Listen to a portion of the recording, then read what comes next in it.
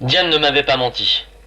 Un corridor de toile avait été aménagé dans ma tente pour aboutir à un sas de plastique qui donnait sur une salle de travail très propre et disposant de matériel neuf et de haut niveau.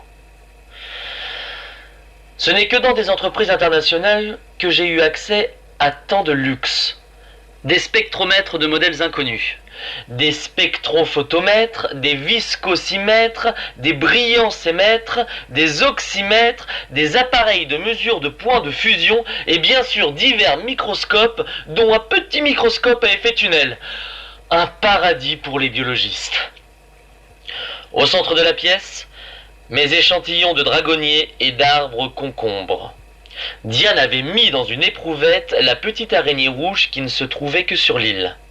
Cette première étude d'échantillons ordinaire allait me permettre de me faire la main sur le matériel. Le spectromètre sans nom, de couleur noire, me semblait être un prototype. Ses performances étaient stupéfiantes tant en matière de précision que de rapidité.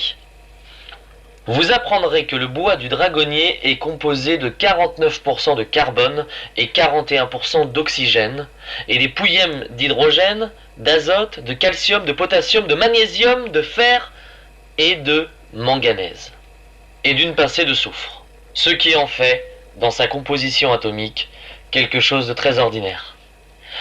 Pensez-y la prochaine fois que vous admirez quelqu'un. Cette personne est composée certainement des mêmes éléments chimiques que vous. J'étais en train de retirer mes gants et mon masque. L'imprimante sortait mes relevés quand le général Moulin et Diane sont entrés dans le laboratoire. Diane avait une mallette de plastique gris à la main, grande comme une trousse de secours. Elle la pose avec précaution sur la table et me dit que je dois analyser le contenu.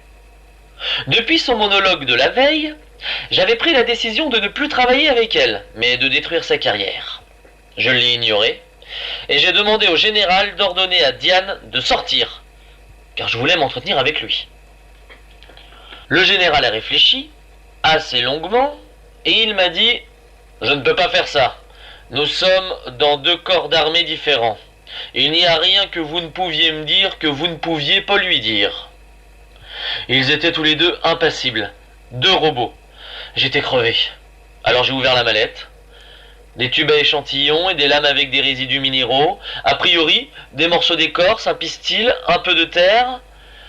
Mes 2 observateurs désagréables se sont assis et m'ont regardé. Ils ne me lâcheront pas tant que j'en aurai pas fini. Je me fis la promesse que si je ne trouvais rien de particulier et qu'ils continuaient avec leurs attitudes cryptiques, j'en prendrais un pour taper sur l'autre avant de passer dans leur foutu spectromètre de l'an 40 000.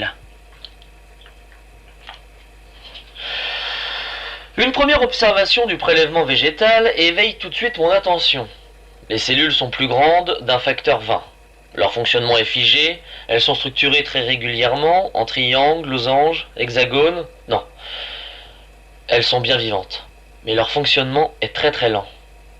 Les protéines qui réagissent à la lumière flottent librement à l'intérieur de la cellule. Habituellement, elles sont confinées dans la membrane afin d'initier le processus photosynthétique.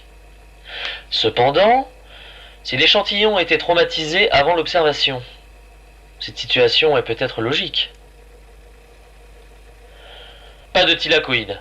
Je lève la tête et croise le regard impassible de mes observateurs.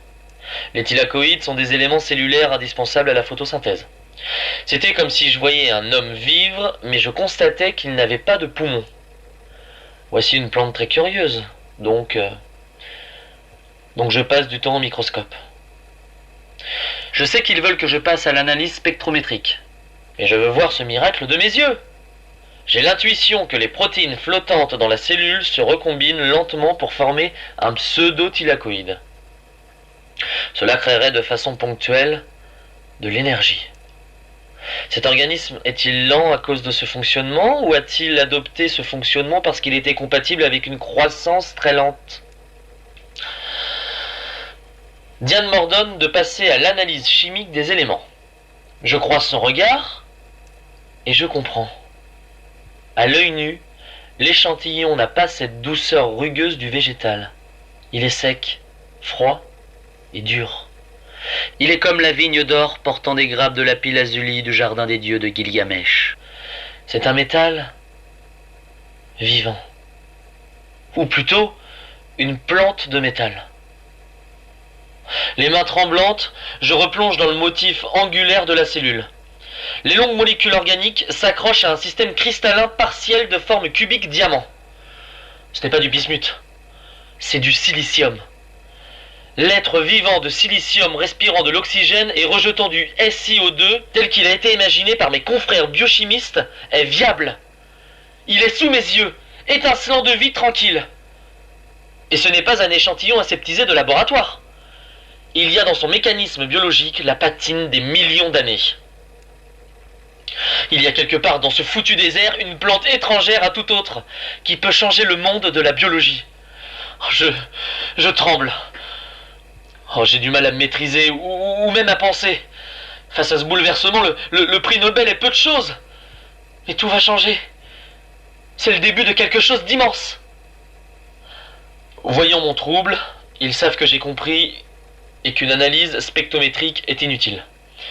D'une voix étranglée, je demande « Où se trouve cette plante ?»